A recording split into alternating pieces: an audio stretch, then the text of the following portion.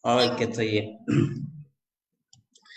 Bismillahirrahmanirrahim. Assalamualaikum warahmatullahi wabarakatuh. Waalaikumsalam warahmatullahi wabarakatuh. Alhamdulillah, salatu wassalamu ala rasulillah wa ala alihi wa sahbihi ajmain. Ya. Setelah bersyukur kepada Allah dan bersalawat kepada Rasulullah, saya tentu ingin menyapa terlebih dahulu dan mengucapkan terima kasih kepada rekan-rekan yang ada di Hong Kong, ya, yang menginisiasi agenda dakwah ini meski di tengah suasana yang yang belum terlalu kondusif, ya. Kita masih didera oleh COVID-19 yang tidak tahu kapan berakhirnya ini. Mudah-mudahan kita bisa tetap istiqomah, wattaqullaha mastata'tum dalam segala situasi dan kondisi apapun. Teman-teman PMI Hong Kong, Dompet Duafa Hong Kong, dan wabil khusus para panitia dan tentunya juga kepada semua saudara kita yang ada di Hong Kong, salam dari Indonesia dan semoga tetap sehat walafiat dalam perantauan dan kita saling mendoakan insya Allah. Ibu yang dimuliakan oleh Allah Subhanahu wa Ta'ala, ya, saya sedikit mungkin memperkenalkan diri, ya. Nama saya Muhammad Abror Bahari, adalah bagian dari keluarga besar Dompet Duafa sebagai Dai Cordova, dan sejatinya tahun 2020 kemarin itu berangkat ke negara yang kerjasama dengan Dompet Duafa dalam Dai Ambassador, tetapi karena COVID sehingga sampai sekarang belum bisa offline di tempat tersebut. Jadi kita berdoa mudah-mudahan COVID segera mereda sehingga kita bisa offline baik di Indonesia maupun di Hong Kong insya Allah. Baiklah, dariku yang dimuliakan Allah Subhanahu wa Ta'ala, kajian kita kali ini sebagaimana yang diamanahkan adalah hadis Al-Arba'in An-Nawawiyah, dan kita sudah sampai pada hadis yang ke-8, ya. Sebelumnya Ibu Panitia, ini berapa menit pemaparan yang diberikan kepada pemateri ini? Halo? Sampai jam 3:30, Pak. 3:30. Yang setengah jam untuk tanya jawab. Oh iya, berarti lebih banyak materinya dong. Iya. Mungkin kita efisiensikan saja waktu yang ada, ya. Kita masuk pada hadis yang ke-8, ya, dari Al-Arba'in An-Nawawiyah ini, yang sebelumnya mungkin cuma mengingatkan saja dari ustadz-ustadz kita sebelumnya yang telah menyampaikan bahwa hadis ini disebut Al-Arba'in Nawawiyah, artinya 40 penjelasan tentang pokok-pokok atau prinsip-prinsip agama kita. Walau sejatinya kalau kita baca bukunya itu tidak persis 40, tetapi lebih 42, 40 sampai 42. Dan itu dijelaskan bukan hanya satu ulama saja, tetapi Al-Arba'in Nawawiyah ini disyarah oleh banyak ulama, diantaranya Dr. Hisham Kamil, kemudian ada Syekh Ibnu Daqiq Al-Aid. Itu semuanya mensyarah kitab hadis Al-Arba'in Nawawiyah ini, yang memang buku yang atau kitab yang punya urgensi sangat berarti bagi perkembangan pengetahuan beragama kita, terutama di pesantren-pesantren yang menjadikan buku ini sebagai awal dari perkenalan dengan pelajaran-pelajaran hadis selanjutnya. Baik Ibu yang dimuliakan oleh Subhanahu wa Ta'ala, yang punya laptop atau ada aplikasi di HP bisa dibuka matan hadis ini, kita baca dulu, ya. Atau ada yang Ibu yang mau membaca matannya, nanti saya jelaskan, atau nanti Ustadz saja yang baca. Ada yang mau baca atau nanti Ustaz aja yang baca ya? Baik, kita simak saja sama-sama. Silakan dibuka di situ matan hadis yang ke-8. Bismillahirrahmanirrahim. An Ibnu Umar radhiyallahu taala anhuma anna Rasulullah sallallahu alaihi wasallam qala ya, umirtu an uqatilan nasa hatta yashhadu an la ilaha illallah wa anna Muhammadar Rasulullah wa yuqimus shalah wa yutuz zakat. Fa idza fa'alu dzalika asamu minni dima'ahum wa amwalahum illa bihaqqil islami wa hisabuhum 'ala Allah taala. Hadis ini diriwayatkan oleh Bukhari wa Muslim. Yang artinya mungkin seperti ini. Jadi dari Ibnu Umar radhiyallahu anhuma, kenapa disebut radhiyallahu anhuma? Karena ada dua di sini, yaitu Umar dengan Ibnu Umar, dan bapak dan anak itu adalah dua-dua sahabat Rasulullah Shallallahu Alaihi Wasallam. Dari Ibnu Umar radhiyallahu anhuma bahwa Rasulullah bersabda, saya diperintahkan untuk memerangi manusia sampai mereka bersaksi bahwa tiada sesembahan yang benar kecuali Allah dan Muhammad adalah utusan Allah. Kemudian menegakkan salat dan menunaikan zakat.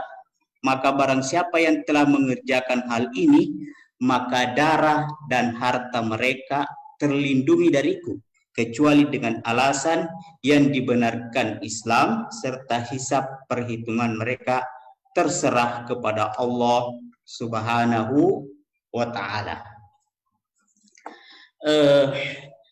Teman-teman PMI yang dimuliakan oleh Allah Subhanahu wa ta'ala, hadis ini luar biasa karena menjelaskan tentang bagian syariat yang agung, yaitu syariat jihad ya. Cuma kalau kita berbicara jihad itu serem-serem apa begitu ya. Ada orang yang alergi dengan kata jihad karena coba buka di Google itu Ibu PMI, kalau browsing di Google itu jihad langsung keluar kata-kata kalimat-kalimat teror begitu ya, teror ya, sehingga ada stereotip serem gitu kata jihad itu, padahal kan jihad itu kalau dipahami dengan benar ya bukan seperti yang dihembuskan oleh orang-orang yang fobia sama Islam gitu, yang benci sama Islam, bahwa jihad itu identik dengan teror, identik dengan pedang, identik dengan pertumpahan darah, identik dengan kekerasan, identik dengan radikalisme gitu. Jihad itu artinya usaha sungguh-sungguh, perjuangan, pembebasan, atau mungkin kalau dalam kondisi Islam, kalau kita baca sejarah Islam dalam 24 kali peperangan, itu disebutkan oleh Hisham Kamil bahwa umat Islam tidak pernah memulai sebuah peperangan itu kecuali diserang. Maka definisi jihad yang dipahami secara benar itu adalah defensif, yaitu bertahan, mempertahankan idealisme dan harga diri Islam itu. Maka teman-teman yang dimuliakan oleh Allah Subhanahu wa taala, memahami hadis ini itu harus dengan jernih gitu. Artinya potongan hadis ini itu tidak boleh dimaknai secara sepotong-sepotong kemudian diaplikasikan dalam kehidupan. Itu bisa menimbulkan makna bias gitu, makna bias dalam hidup. Artinya teks hadis ini tidak boleh terlepas dari konteksnya ya. Oke, teks hadisnya mengatakan an-nuqatil ya, kami perangi. Tapi diperangi itu dalam konteks apa gitu? Ya, apakah dalam ini hadis berbicara dalam konteks perang ketika terjadi perang, ataukah berlaku umum? Sehingga kalau berlaku umum ini bahaya sekali jamaah yang dimuliakan oleh Subhanahu wa taala. Orang akan memungut potongan-potongan hadis, potongan-potongan ayat yang tercecer yang berbicara tentang muqatil, berbicara tentang perang, kemudian dijadikan justifikasi untuk kemudian melakukan tindakan-tindakan ya yang orang sebut sebagai teror, tindakan bom bunuh diri, tindakan mengancam, mengkafirkan, membid'ahkan orang. Nah, ini tentu sesuatu yang sangat kita sayangkan sekali. Karena itu kemudian perlu untuk memahami hadis ini dengan benar. Apa sih maksudnya ini dan konteksnya kapan Nabi SAW berbicara tentang jihad dan kepada siapa kemudian jihad itu disyariatkan. Saya kira itu yang poin yang pertama yang perlu kita stressing teman-teman PMI yang dimuliakan oleh Subhanahu wa Ta'ala. Baik, coba kita masuk dalam penjelasan hadis ini ya. Di situ disebutkan umirtu an uqatilan nas. Ya, umirtu. Ini kalau kita belajar gramatikal bahasa Arab atau nahu, ini namanya fi'il madhi lil majhul. Artinya tidak jelas ini siapa yang memerintah. Kalau amaro, saya amarallahu misalnya, atau amaro Muhammadun an-nasa ayyadhabu ilal masjid. Itu jelas siapa yang memerintah, siapa yang perintah dia. Tapi kalau ini tidak disebutkan siapa yang perintah dia. Cuma kalau kita lihat redaksinya ini hadis, umirtu, kata Rasulullah kan yang berkata ini, saya diperintah. Siapa kira-kira yang bisa memerintah Rasulullah? Coba Ibu, ada nggak yang kalau kita berpikir siapa yang perintah Rasulullah? Pasti terpikir dalam pikiran kita ya Allah Subhanahu wa Ta'ala. Tapi kalau sahabatnya mengatakan umirtu, bisa saja diperintah oleh Rasulullah ataukah dengan sahabatnya ataukah dengan kolega-koleganya atau istrinya. Berarti bisa kita pahami di sini bahwa yang memerintahkan itu adalah Allah Subhanahu wa Ta'ala. Maka kemudian ulama nahwu tidak mengartikan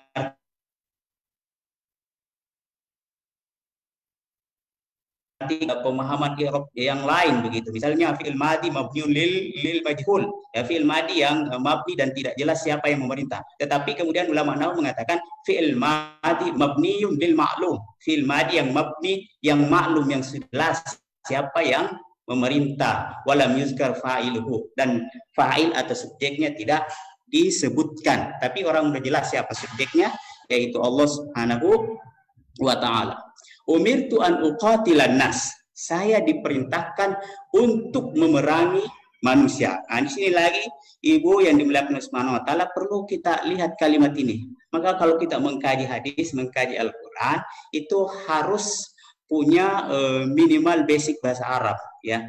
Hanya kita sayangkan ini teman-teman yang misalnya ada yang baru hijrah kemudian memahami makna ayat serampangan, makna hadis serampangan karena tidak dilandasi oleh basic linguistik, basic pemahaman bahasa yang benar. Dan bahasa itu tidak bisa kalau tidak dikaji gitu. Ada rangkap makna, ada perubahan makna yang satu dan yang lain itu berbeda gitu. Jadi di sini kalau kata qatil ini beda kalau kata layak dulu. Kalau kata layak dulu itu sulasi mujarrad, kata layak dulu mohon diperbaiki kalau salah ya. Kata layak dulu itu membunuh, tapi kalau kata la yuqatilu ini rubai itu memerangi. Kata layak dulu membunuh, tapi kata la yuqatilu memerangi. Dan di sini hadis ini redaksinya mengatakan uqatil bukan an aqtul. Berarti yang dipahami sini adalah memerangi begitu. Siapa yang diperangi? Waqatul annas, yaitu orang-orang, orang banyak begitu. Hatta yashhadu an la ilaha illallah, sampai dia kemudian bersyahadat atas nama Allah Subhanahu wa Ta'ala, atau sampai dia bersaksi bahwa tiada sesembahan yang benar kecuali Allah Subhanahu wa Ta'ala. Nah, kita kembali kepada penjelasan awal tadi bahwa kita tidak boleh memahami satu hadis lalu menarik satu kesimpulan hukum. Di sini perlunya kita memahami yang namanya kata ulama itu ta'amud ma'as sunnah ya. Karena kalau tidak ini bisa dipahami bahwa agama ini adalah agama perang, agama ini adalah agama teror. Nah, karena itu kemudian penting untuk memahami konteks hadis ini begitu gitu loh. Jadi konteks hadis ini kita harus tahu kehidupan Nabi itu selama 40 tahun sebelum jadi Nabi, kemudian 13 tahun di Mekah dan 10 tahun di Madinah. Nah, itu pernah nggak dalam sejarah Nabi itu kemudian memulai mengumandangkan perang? Dan pernah nggak terjadi di situ Nabi SAW kemudian melakukan pembantaian, pembunuhan, pembumi hangusan, ya, ada yang dipotong telinganya, ada yang dihilangkan matanya.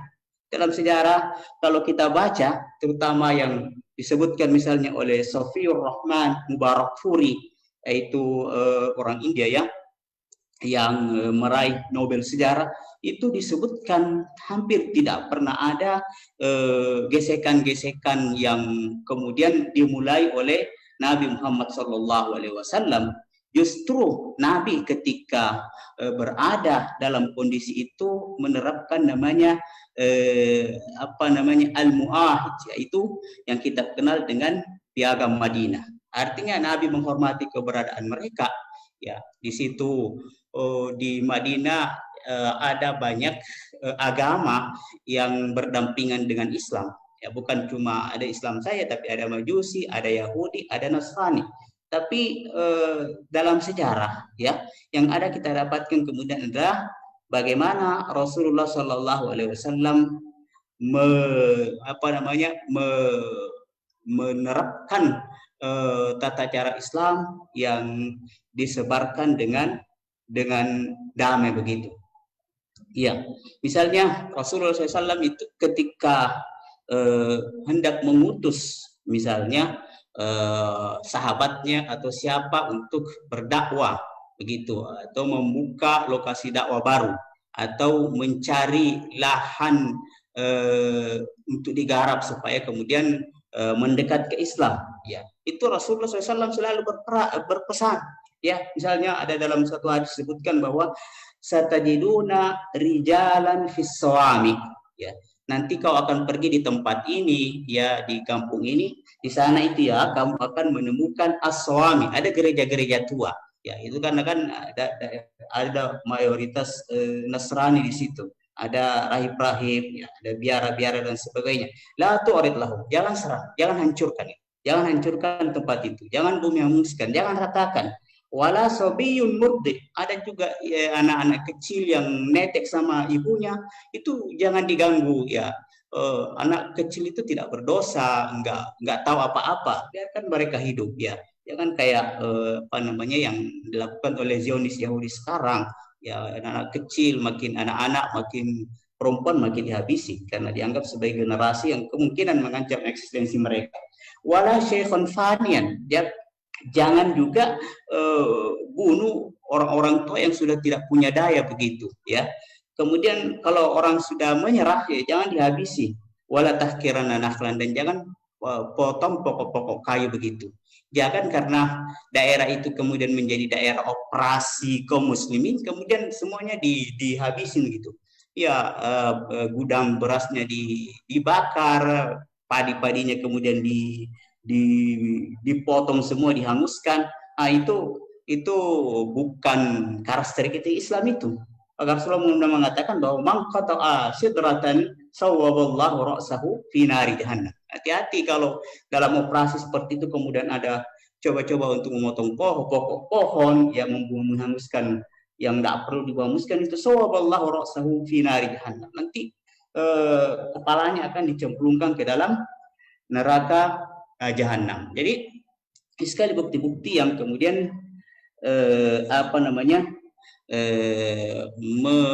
membantah tudingan bahwa Islam itu kemudian disebarkan dengan kekerasan, tapi Islam itu kemudian disebarkan dengan kasih sayang gitu.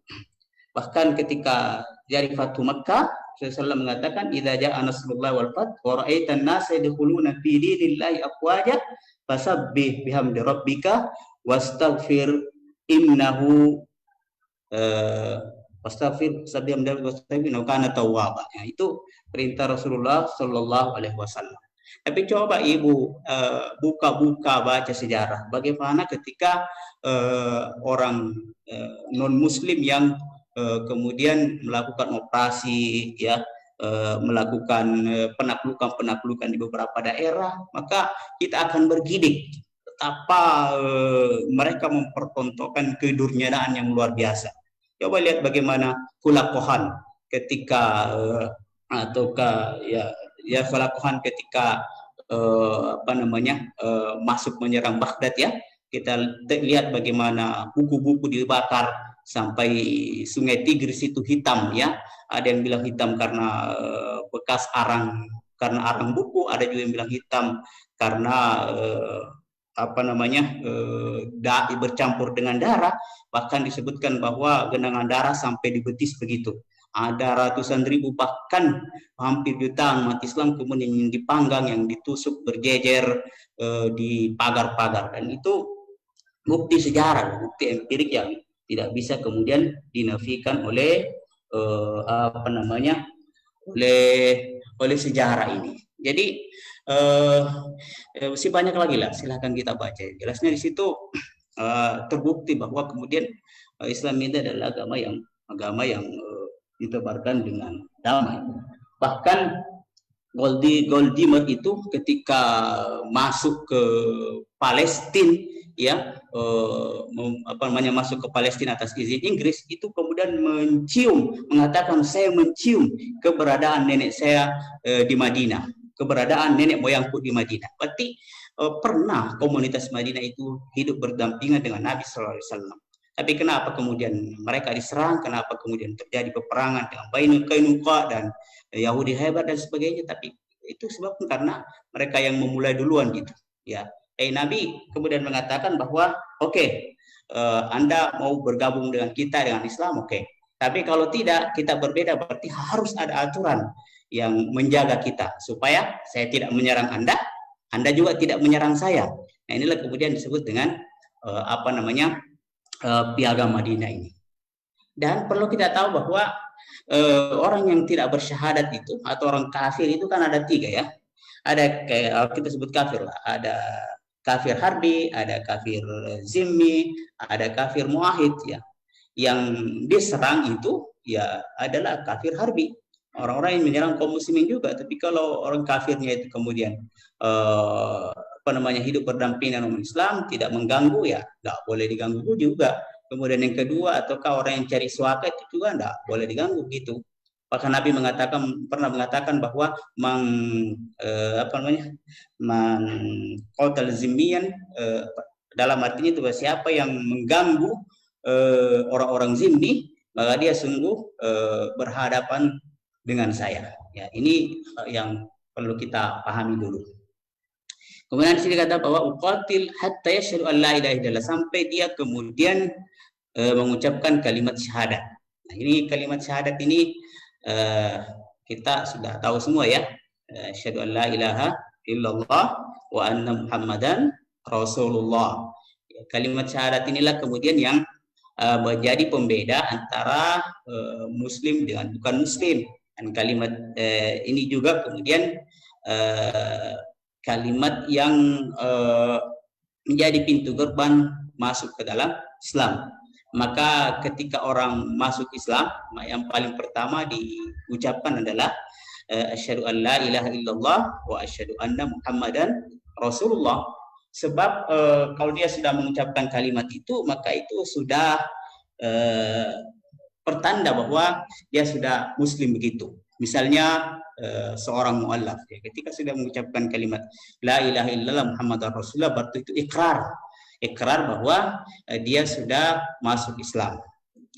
Jadi kalimat ini kemudian bisa dipahami bahwa tidak cukup kemudian kalau diamalkan saja atau diakui, kemudian tidak diucapkan. Jadi kalimat ini juga harus diucapkan hatta yashhadu, sampai dia melafazkan gitu. Melafazkan kalimat la ilaha illallah, tidak cukup diyakini saja.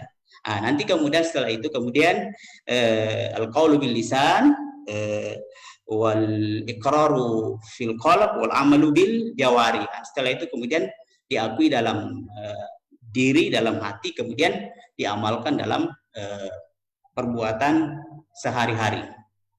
Nah, ketika seseorang sudah mengucapkan kalimat ini, maka resmilah kemudian dia menjadi seorang muslim. Tapi tidak cukup dengan itu. Wa anna Muhammadar Rasulullah. Dia juga harus meyakini bahwa Muhammad adalah Rasulullah.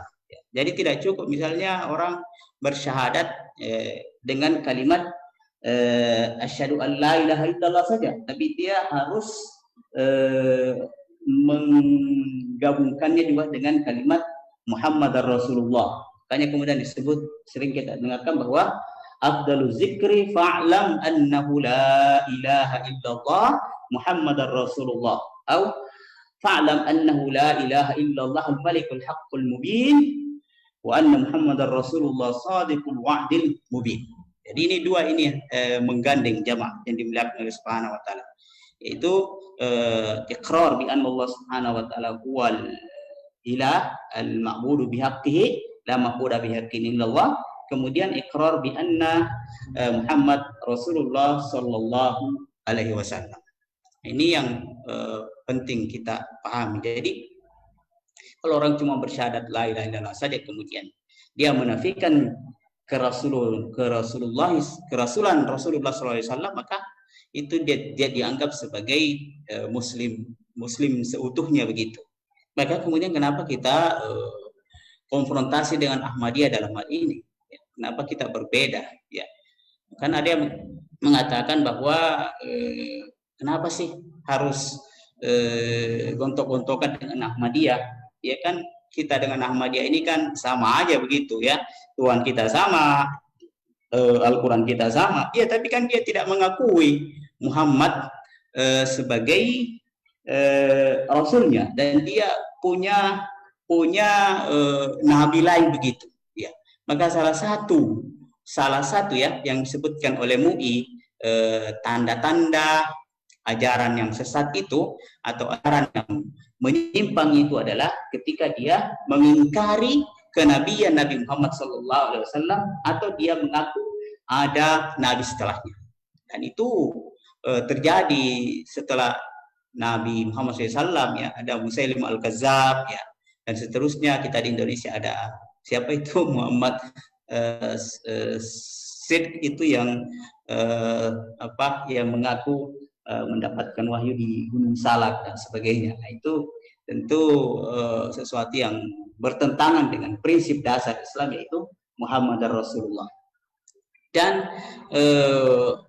sejatinya Nabi Muhammad ini memang menjadi utusan Allah Subhanahu wa taala, dan pertanda diterimanya amal seseorang adalah ketika dia mengakui Nabi Muhammad SAW sebagai Rasul. Bahkan disebutkan dalam hadis, jadi seandainya Nabi Musa hidup di era sekarang, ya, bersama dengan kita masih ada, maka mawasa'il ayat tabi'ini, dia tidak harus mengikuti saya. Bahkan Abu Talib, ya, pamannya Nabi Muhammad SAW itu yang artinya di akhir hidupnya kemudian mati dalam keadaan agama nenek moyangnya, tapi dia sendiri berseru mengatakan bahwa laqad alimtu anna dina Muhammadin khairu adyanah laulal malamah wa idharul nasabah lawajadtani samhan lidzalika din mubayyinah. Saya tahu, ya, hakikat hati saya, nurani saya mengatakan jujur bahwa ini agama Muhammad adalah agama yang benar, Muhammad adalah Rasulullah, ya. Tetapi ya kalau bukan takut karena celaan, cacian, bulian, ya, sumpah serapah dari kaumku, takut diboikot begitu, hilangnya nama baik sebagai kaum dan menimbulkan kegaduhan, maka kamu akan melihat saya, kalau bukan karena itu, kata Abu Thalib ini menjadi orang yang berada membela Nabi Muhammad SAW dan berikrar dengan agamanya. Jadi perintah beriman kepada Allah dan beriman kepada Rasul, asyhadu an la ilaha illallah wa asyhadu anna Muhammadar Rasulullah, itu adalah satu paket dan tidak boleh dipisahkan. Setelah itu teman-teman yang dimuliakan oleh Subhanahu wa taala, kemudian disebut lagi wa yuqimus shalah, dan mendirikan salat. Mendirikan salat. Dan ini salat ini kan tiang agama. Jadi kalau orang cuma saya beriman kepada Allah, beriman kepada Rasulullah, mengikrarkan bahwa tidak ada Tuhan selain Allah, hanya Muhammad adalah Rasulullah, tapi dia tidak mau salat, nah ini juga tak bisa. As-salatu imaduddin. Awwalu ma yuhasabil abdi yaumil qiyamati as-salat, ya. Artinya tidak cukup dia dengan bersyahadat saja, tapi dia harus menegakkan sholat itu. Dan sholat itu, teman-teman PMI, dia harus dimaknai dengan utuh, ya, dengan utuh, bahwa sholat itu adalah sholatnya hati, sholatnya gerakan, sholatnya pikiran, sholatnya perasaan, sholatnya lahir dan sholatnya batin gitu. Ya, karena kan tidak boleh orang mengatakan kenapa tidak sholat, wah, penting hati saya sholat, batin saya sholat, yang penting saya zikir, saya menyebut Allah Subhanahu Wa Taala. Tidak, karena sholat itu adalah ada sisi syariahnya dan ada sisi batinianya. Tapi sholat juga tidak harus hanya berupa gerakan-gerakan saja, ya, yang hampa dari ruh, hampa dari batin. Akhirnya orang cuma seperti jungkir balik saja. Artinya sholatnya tidak tanha anil fasyai wal munkar. Maka kemudian ini perintah setelah dia bersyarat adalah sholat. Kalau dia sudah sholat, maka al-fariqu bainana wa bainal kafir, yakni as-sholat. Yang membedakan orang muslim dan kafir itu adalah sholat. Orang ini maksiat, orang ini korupsi, orang ini berbohong. Oh ya, tapi dia sholat, dia adalah muslim. Tapi kalau dia tidak sholat, apalagi kemudian mengingkari kewajiban sholat, kemudian menghalang-halangi orang untuk datang sholat, kemudian memprovokasi orang untuk meninggalkan sholat, wah ini kemudian istilahnya dalam Islam ini nantang perang ini. Ya, makanya kemudian mari kita perbaiki sholat kita, ya. Sholatlah sebelum Anda disolati. Ya, ada orang yang sholatnya cuma sekali dalam sehari, maghrib saja, ada juga yang sekali seminggu, hari Jumat saja, ada yang cuma sekali dalam atau 2 kali dalam setahun, Idul Adha dan Idul Fitri, dan ada yang lebih parah lagi, nggak pernah masuk masjid, nggak pernah sholat, sekali sholat tempatnya lebih di depan daripada ini. Apa itu? Ketika dia sudah menjadi jenazah. Kemudian wayutu zakat, dan diperintahkan juga untuk mengeluarkan zakat. Nah, itu kalau sholat itu kan hablum minallah, kalau zakat itu hablum minan nas. Jadi kalau sholat itu membangun komunikasi dengan Allah, kalau zakat membangun komunikasi dengan manusia. Dan ini dua sisi yang harus tersempurnakan. Nggak boleh cuma sholat saja, kemudian mengabaikan zakat. Maka kemudian kenapa? Coba kalau kita baca sejarah, Abu Bakar radhiyallahu taala anhu itu ketika ada orang yang menolak untuk membayar zakat dengan alasan bahwa kita di situ kan khuz, ambillah, perintahkan, indikasinya hanya kepada satu orang yang disuruh mengambil, yaitu Nabi Muhammad. Artinya setelah Nabi Muhammad tidak ada, artinya tak boleh lagi orang lain nyuruh-nyuruh untuk orang bayar zakat, hanya Nabi gitu. Maka mereka kemudian menantang dan tidak mau membayar zakat. Nah, kemudian sampai hal itu pada Khalifah Abu Bakar. Abu Bakar mengatakan bertekad untuk memerangi orang yang tidak membayar zakat itu. Tetapi dia sempat didebat oleh Umar, karena yang dipahami oleh Umar itu tidak ada perintah untuk membayar zakat untuk orang itu tidak diperangi. Dalam satu hadis cuma disebutkan asyhadu an la ilaha illallah fa in fa'alu dzalika asamu min dima'uhum illa bihaqqil Islam. Kalau dia sudah bersyahadat, maka tidak boleh lagi diperangi dan darahnya sudah kemudian menjadi jaminan saya. Illa bihaqqil Islam. Tapi kemudian Abu Bakar mengatakan tidak.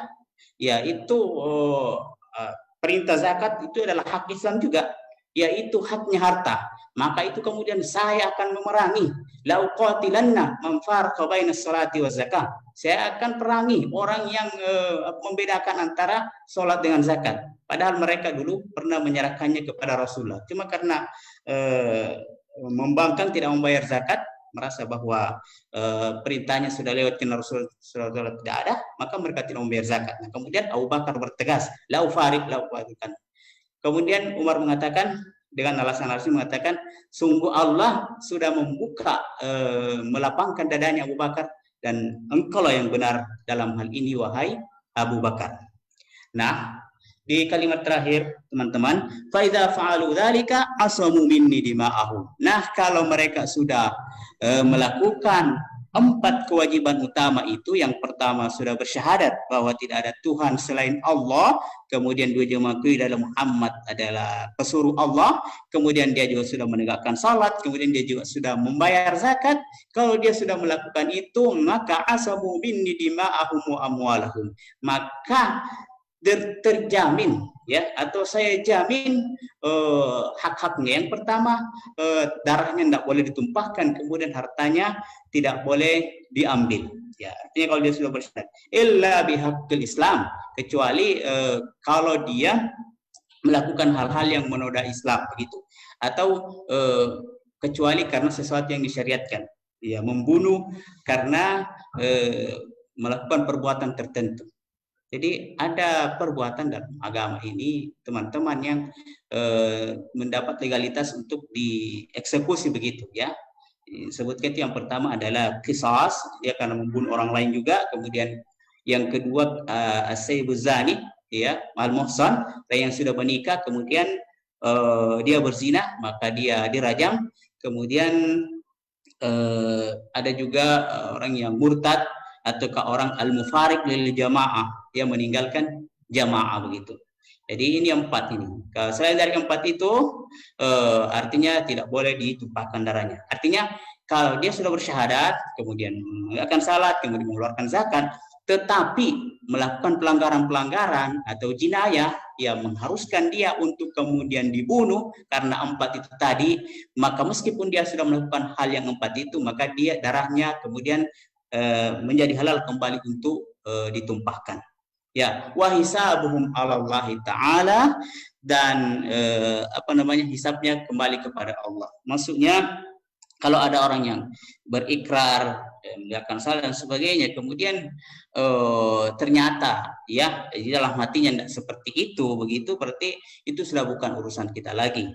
Nahkumu bizawahir wallahu yatawalla sarair.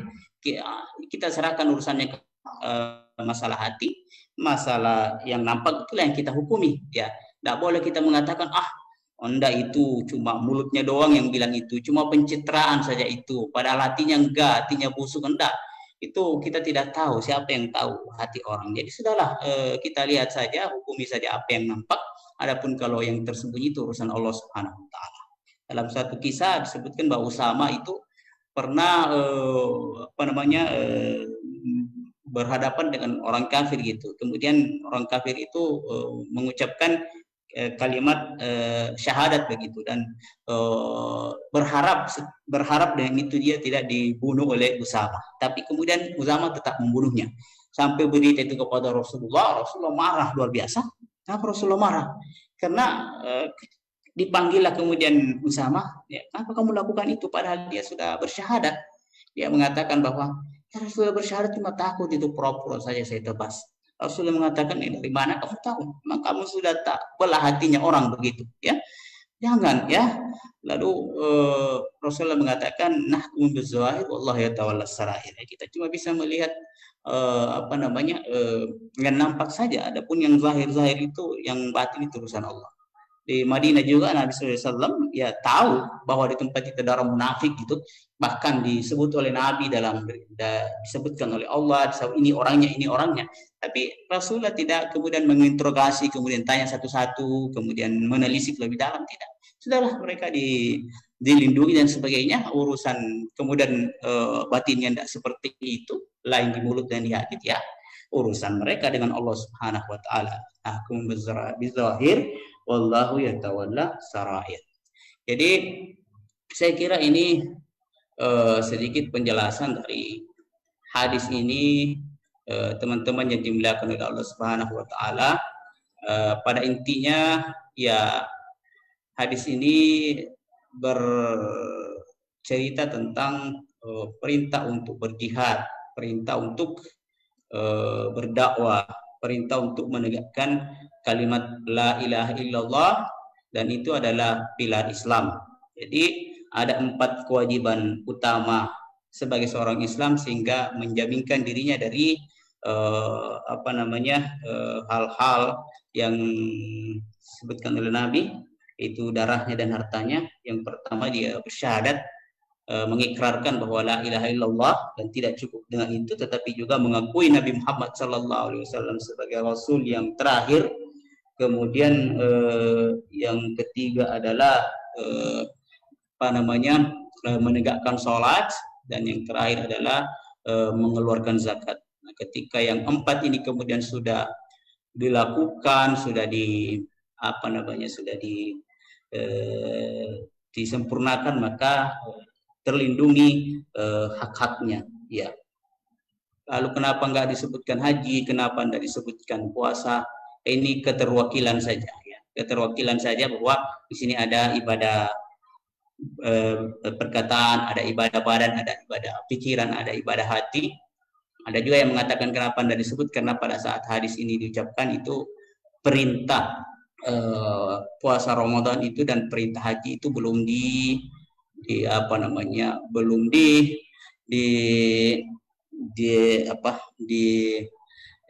dideklarasikan pada saat itu.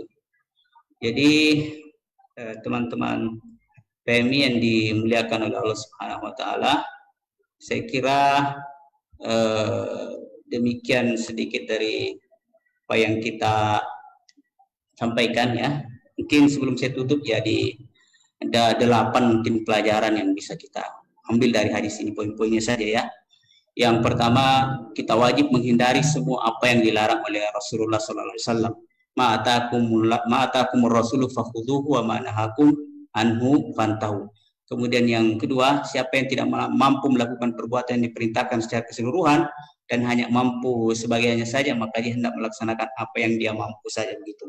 Kemudian Allah tidak akan mengembangkan kepada seorang kecuali sesuai dengan kadar kemampuannya. Lalu menolak keburukan itu lebih diutamakan dari mendatangkan kemaslahatan. Larangan untuk saling bertikai dan anjuran untuk bersatu bersepakat. Kemudian wajib mengikuti Rasulullah SAW dalam taat dan menempuh jalan keselamatan dan kesuksesan.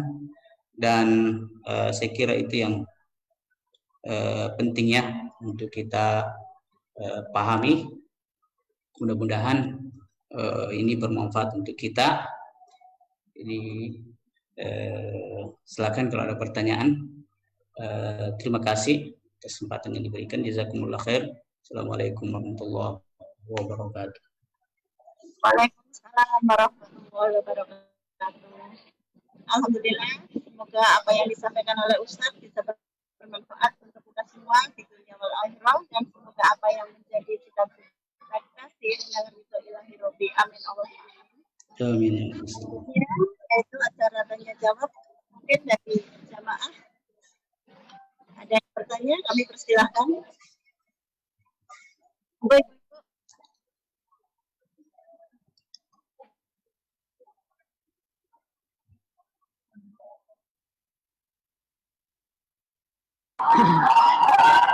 Assalamualaikum warahmatullahi wabarakatuh.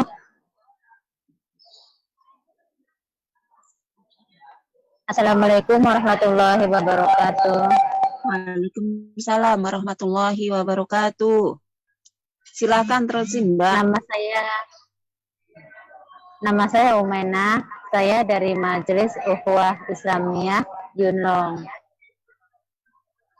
Yang ingin saya tanyakan, sebenarnya ini bukan pertanyaan Ustaz, cuman lebih kepada minta curhat atau minta masukan gitu Ustaz, karena ini jauh dari tema yang Ustaz bilang tadi. Begini, gimana cara melatih kesabaran Ustaz?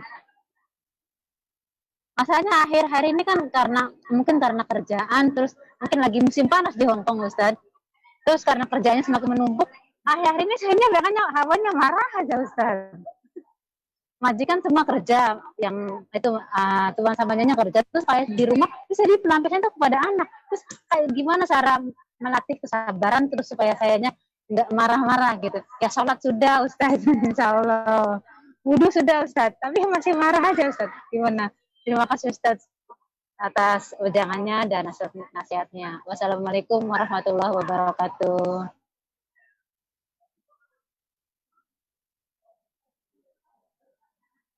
Gak ada suaranya. Nggak bisa dijawab. Ada pertanyaan lain? Tadi sudah saya tangkap itu apa yang disampaikan Mbak Umaina tadi, jelas pertanyaannya. Halo? Halo, monggo langsung jawab Ustaz. Oh siap ya. Wah ini berat juga nih ya. Jangankan kita ini, di era Nabi saja itu ada diceritakan ya, ada ibu-ibu yang di kuburan itu pada saat Nabi datang di kuburan, didapatkannya seorang ibu yang marah-marah gitu ya, meratap ya, karena suaminya meninggal. Ya, gimana sih kalau kita tulang punggung itu kemudian yang meninggalkan kita, ya pasti ada perasaan sedih dan ada luapan emosi yang tidak bisa dikendalikan begitu. Kemudian Nabi mengatakan isbir, sabar, sabar, tenang, kembalikan kepada Allah. Dia mengatakan lu kamu pintar aja ngomong begitu, ya, karena bukan kamu dalam posisi saya. Coba Anda berada dalam posisi saya, ya. Bagaimana coba kita ditinggal oleh suami itu? Akhirnya dia ngamuk-ngamuk gitu ya, nggak terima gitu lah. Akhirnya nanti belakangan dikasih tahu dan tahu siapa yang menegur tadi itu. Dia kata nggak tahu, itu Rasulullah SAW. Kemudian dikatakan kepadanya itu Rasulullah. Oh, dia buru-buru cari Rasulullah SAW. Kemudian mengatakan saya sabar. Dan Rasulullah mengatakan ya oke, sabarmu diterima, tetapi innamas sabru 'inda sadmatil ula. Sesungguhnya kesabaran itu pada pukulan pertama, pada hantaman pertama. Ya, pada hantaman pertama kita dihantam itu, di situ pahala sabar yang besar gitu. Pertama kali bermasalah sama suami, kemudian di saat emosinya itu bisa sabar, lihat anak-anak yang bikin amburadul, buat macam-macam, kemudian kita bisa bertahan sabar. Tiba-tiba dengar teman yang ngumpat, yang ngebully, kemudian bisa mengendalikan diri pada hantaman pertama, maka disitulah kemudian pahala kesabaran itu kita dapatkan. Yang kedua, bagaimana sih bisa melatih kesabaran itu? Ya memang disebutkan di hadis itu, ya innamas sabru bittasabbur. Jadi sabar itu memang bisa didapatkan dengan banyak latihan begitu. Innamas sabru bittasabbur.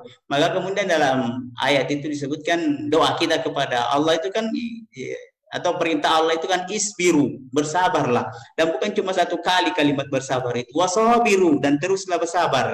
Artinya memang perlu dilatih terus. Maka kita berdoa juga dalam konteks hadis yang lain, dalam ayat yang lain, Rabbana afriq alaina sabra. Ya Allah, ya Tuhan kami, curahkan lebih deras dari hujan kesabaran itu. Karena memang ini sesuatu yang berat. Maka yang paling pertama memang kita banyak-banyak munajat kepada Allah Subhanahu wa taala, kemudian banyak latihan begitu. Yang kedua, mungkin kita bisa menggunakan batin dan logika dan perasaan kita saja. Ibu kan sering marah-marah mungkin karena panas, anak. Udah nikah gak, Bu? Udah menikah, udah punya suami? Udah Ustaz. Udah punya anak ibu mana? Iya, itu kan kadang anak bikin hambur gitu, udah dirapiin, hambur lagi. Itu kita pergi saja, ya Allah, kalau ini dihambur, kemudian saya datang dari jauh, kemudian mendengarkan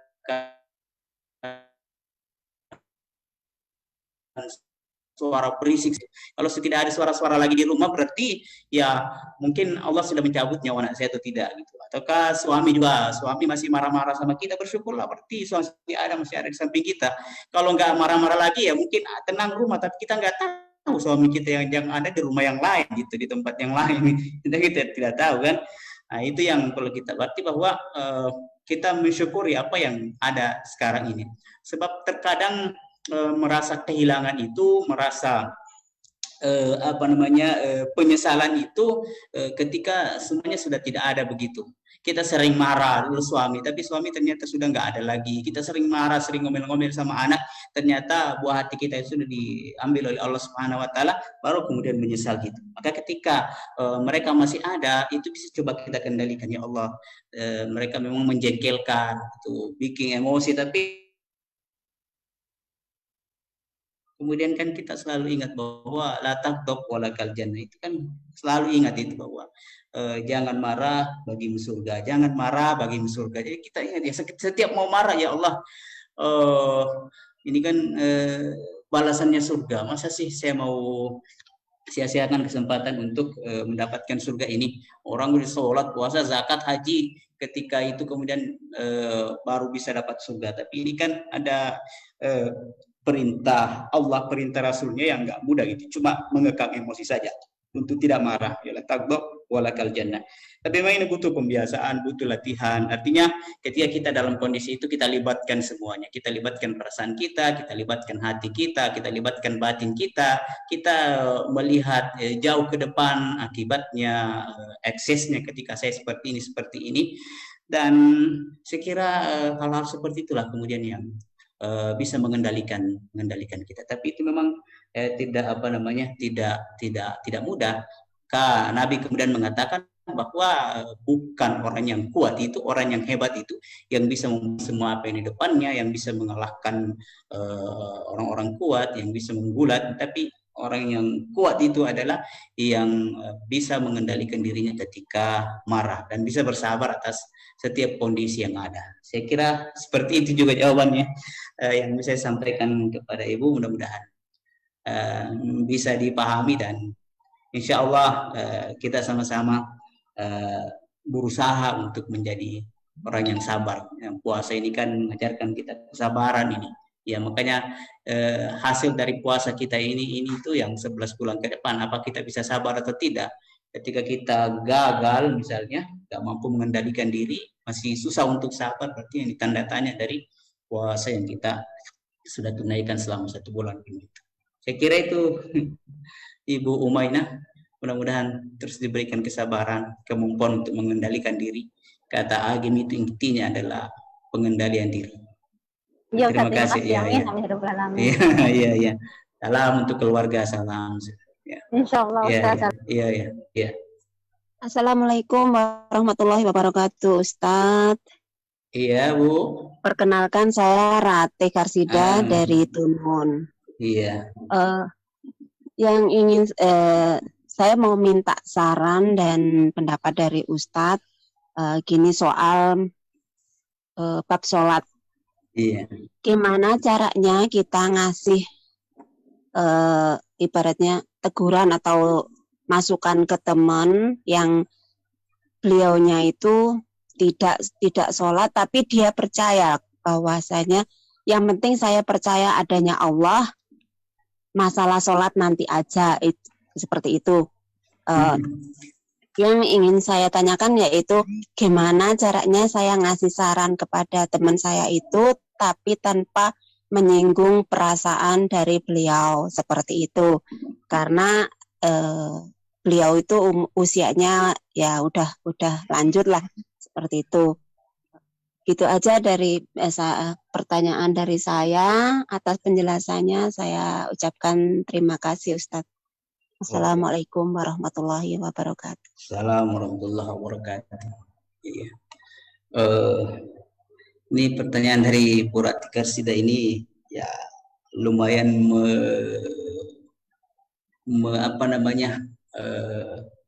menggali metode dakwah kita, metode mengajak kita kepada seseorang.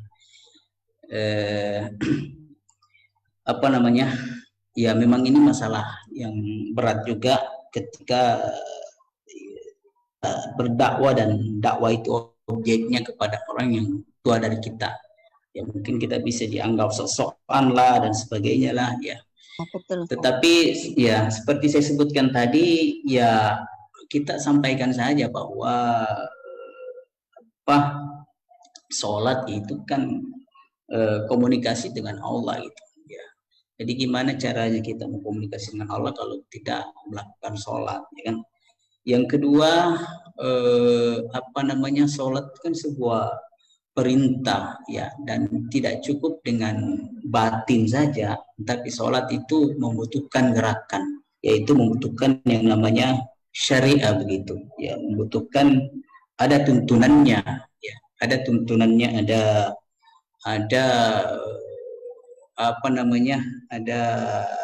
penjelasannya, ada gerakan-gerakan begitu. Jadi tidak sebatas memahami sholat itu dengan bahwa yang penting saya sudah bagus hatinya, sudah mengingat Allah, saya sudah sholat. Sholat itu adalah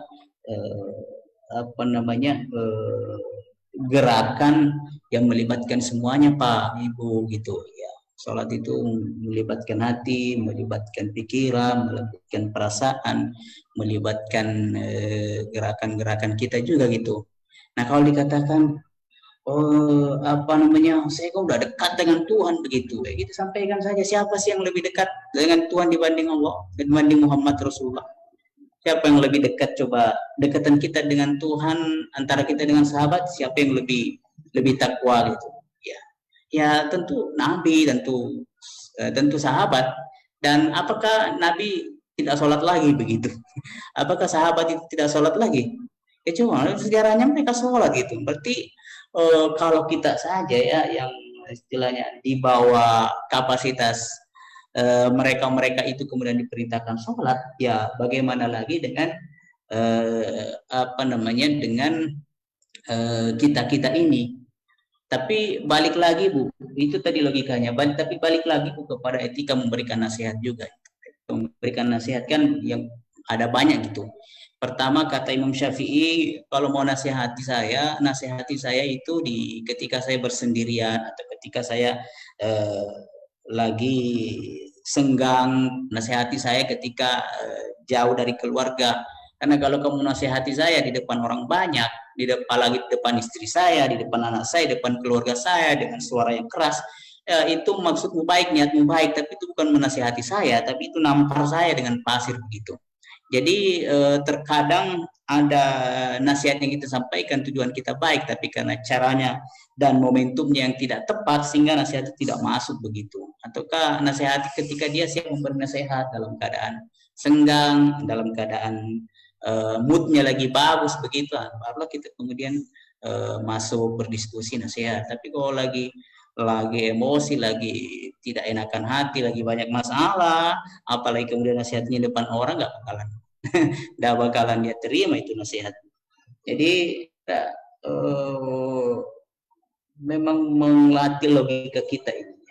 Tapi kalau pertanyaan saya kepada Ibu, nih temannya penganut tarekat gitu atau gimana sampai dia nggak mau sholat tuh? Karena memang ada pemahaman tarekat juga yang memang mengatakan, ada istilahnya kalau orang, karena saya orang Bugis ini Bu ya, ada istilahnya sempaja tepat tuh jenis tepat tuh sempajang, istilahnya sholat yang berketerusan dan wudhu yang tidak pernah batal. Maksudnya ketika dia berzikir kepada Allah, dia mengingat Allah, maka itu sudah bagian dari sholat. Dan sholat itu menurut pemahaman dia ya sholatnya nggak terputus gitu, karena komunikasi batinnya dengan Allah terus, jadi anggapnya dirinya sholat. Jadi dia ya begitu Bu. Itu gimana? Apa dia jangan-jangan dia penganut tarekat gitu? Kalau penganut tarekat dia agak susah memang karena pemahaman gitu. Ya kalau beliaunya kalau soal zikir kayak gitu, kalau itu lewat telepon, karena kita kan biasanya kan lewat telepon kayak gitu, kalau lagi senggang kerja kayak gitu. Iya. Saya kan nanyain gimana udah sholat, sholat yang penting kan saya udah percaya, yang penting saya udah zikir setiap hari sama aja dengan sholat, seperti itu beliaunya. Terus saya bilang, loh kok gitu, saya bilang gitu. Terus saya pernah bilang kalau sholat itu kalau dalam Islam itu diwajibkan ya, meskipun kita seandainya kita nggak bisanya kita bisa qodho, seumpamanya waktunya memang nggak bisa kita memang nggak darurat nggak bisa sholat, kita bisa qodho seperti itu. Saya bilang gitu. Nanti aja kalau udah di Indonesia sekarang juga kerja, yang penting saya mau zikir sama aja, seperti itu beliaunya. Ibu sampaikan aja, itu ada istilah ember bocor itu. Iya, ada istilah ember bocor itu. Ember bocor itu orang berinfak, orang bersedekah, orang belajar, orang karang buku, itu amalkan, itu amalan kebaikan. Tapi kalau tidak sholat ya diisi tumpah lagi. Jadi amalan bocor gitu. Iya. Iya, pakai logika aja gitu. Ya. Insya Allah Ustaz. Iya. Yang kedua makanya makanya kan saya minta sarannya dari Ustaz gimana caranya masuk, tapi beliaunya nggak tersinggung seperti itu.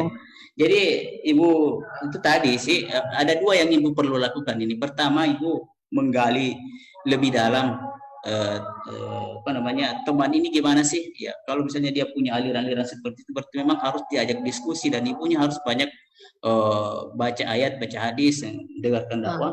Yang kedua ya etika nasihat itu Bu. Mau maaf ya, mungkin kita mau menasihati bagus, tapi itu tadi bahwa tempat dan waktunya yang tidak tepat begitu. Kemudian bahasa juga bahasa yang perlu kita yang perlu kita olah dengan baik gitu. Ya kan misalnya kita lihat orang gitu pakai baju kuning nggak serasi gitu, terus kita mengatakan itu bajumu jelek banget nggak serasi. Nah itu ganti tuh. Nah itu kan beda ketika kita melihat orang baju kuning, bajunya cantik tuh, tapi lebih cantik lagi kalau pakai baju yang gini. Nah itu kan dua-duanya nasihat, dua-duanya niatnya bagus, tapi bahasanya kemudian itu kemudian yang membedakan dia. Insya Allah Ustadz. Iya Bu, Terima ya. kasih ya. Berusaha terus Bu. Jadi ini Insya Allah. butuh logika memang ya. Ada dalil sih dalil ya, tapi orang seperti ini memang apa namanya, yang dia mau terima itu kalau masuk di akalnya gitu. Iya betul. Kan memang ada ulama-ulama, ada ya ustaz-ustaz begitu bahwa sholat itu kan esensinya aja gitu. Maqasidus shalah. Esensi sholat itu orang tanha anil fahsya'i wal munkar, bisa menebar kebaikan. Jadi kalau udah karang buku, udah menyebar kebaikan, udah punya proyek, udah nyumbang, udah apa, itu kan sudah bagian dari amal soleh, nggak perlu sholat gitu. Ya, karena dianggapnya bahwa rukun iman itu cuma 3 Bu. Ini lagi-lagi kita kembali ke pemahaman memang cuma 3. Apa namanya, di dalam ayat itu disebutkan bahwa yu'minu billahi wal yawmil akhir wa amila salihan. Jadi beriman kepada Allah, penting dia tahu bahwa Allah itu ada, billahi wal yawmil akhir, kemudian dia percaya bahwa akhirat itu ada, kemudian dia beramal soleh, maka cukup bagi dia untuk masuk surga. Di situ kan tidak disebutkan sholat, ya, tidak disebutkan sholat. Nah, ya itu, ya ini rananya sudah ranah tasawuf itu Bu, ranah filsafat itu. Itu makanya Ibu lihat dulu lah, orang ini memang karena malas, apa istilah orang Jawa itu ya, kalau orang Bugis bilang kalasi gitu, kalau orang Jawa enggak tahu apa. Saya di Surabaya memang ini, tapi baru di Surabaya jadi bahasa Jawanya begini. Jadi mungkin seperti itu Bu, ya, bisa dilakukan begitu. Ya. Insya Allah, tapi terus doakanlah Bu, samping itu doakan juga. Ya, insya Allah. Doa, kata Nabi itu kan, doa fi zahril ghaib makbul. Doa ketika orang itu tidak ada di depan kita, itu insya Allah makbul gitu. Iya. Iya Bu. Barakallah Ustaz. Iya, Fik, barakallah. Sehat selalu. Ya, sehat selalu ya. Iya. Iya.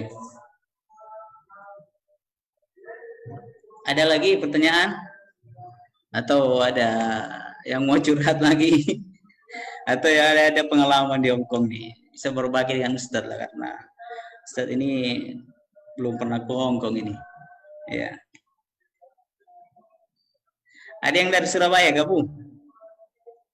Saya lagi di Surabaya ini. Ibu Ayang dari Surabaya. Assalamualaikum Ustaz. Assalamualaikum warahmatullahi wabarakatuh. Saya mau tanya Ustaz. Oh, siap-siap. Ya begini Ustaz, itu tentang sholat Ustaz ya. Iya, Mungkin iya. orang lain juga pernah mengalami atau gimana, ini pribadi saya. Iya, Kalau iya. seandainya kita sudah berdiri tegak mau niat sholat, tapi ternyata bacaan sholat itu salah, kemudian saya ulang lagi, itu terus gimana? Kemudian di tengah-tengah sholat itu perasaan sudah 2 rakaat tapi kok belum gitu loh, bimbang. Terus itu gimana cara menyelesaikan sholat? Apa digugurkan, apa dilanjut? Iya. Terima kasih Ustadz atas jawabannya ya. Iya. Assalamualaikum warahmatullahi wabarakatuh. Ya, saya jawab ya.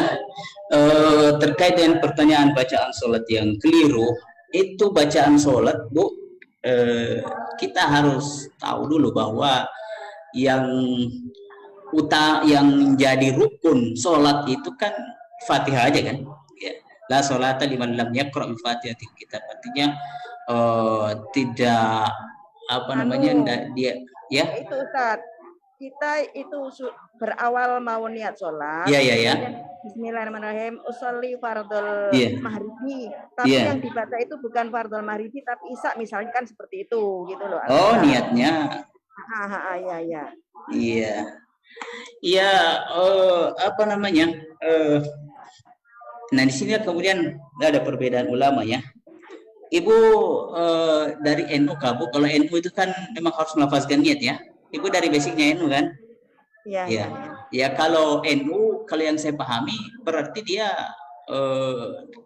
niatnya keliru dari awal, berarti sholatnya harus diulang lagi dong, karena kan niatnya memang dia usolli. Tapi kalau teman-teman dari Muhammadiyah ya yang sebagian itu ya dia nggak mempermasalahkan itu karena niat itu dalam hati gitu. Ya hatinya itu pasti udah sholat maghrib kan atau sholat isya kan waktunya ya sesuai dengan waktunya.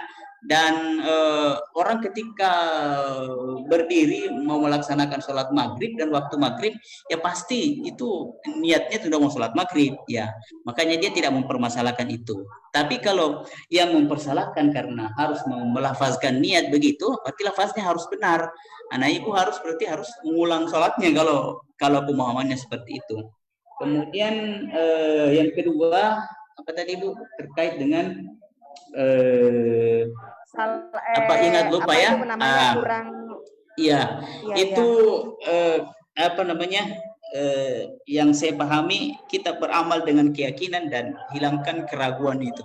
Ya artinya ketika 2 rakaat atau tidak, ibu agak ragu, tapi ada sedikit keyakinan bahwa ini baru 2 rakaat begitu, maka lanjutkan saja. Karena tahu nggak Bu bahwa setan salah satu apa namanya momentum setan itu masuk untuk merusak ibadah kita itu banyak caranya loh ya.